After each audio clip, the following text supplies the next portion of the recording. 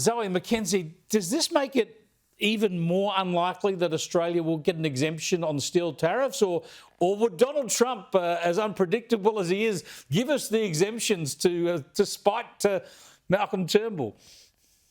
Well, let me tell you, Chris, the only weak and ineffective leadership that my electorate is focused on at the moment is that of the Albanese government. We've got 2 days now until we know whether we are or are not going to be affected by these tariffs. It is directly relevant to my electorate. I have blue scope in my electorate about 80 kilometres across the other side on the western port side of my electorate. So it is actually really important here.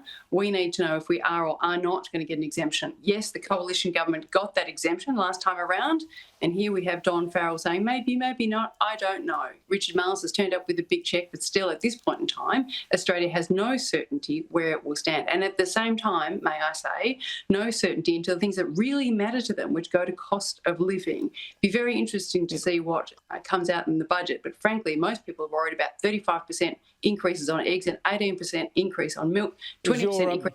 Just quickly, outrageous. Is your former Liberal leader Malcolm Turnbull, though, helping or hindering Australia's efforts here? To be fair, I'm not watching Bloomberg. I'm focusing on the views of my electorate, Chris, and may I say, they were more worried about Anthony Albanese and his leadership of the Australian economy than anything Malcolm may or may not have said today. Well, thanks for joining us, Zoe. Zoe McKenzie there in Flinders. We'll keep on that issue because, as Zoe McKenzie said there, we should know in a couple of days whether or not Australia has managed to get that exemption.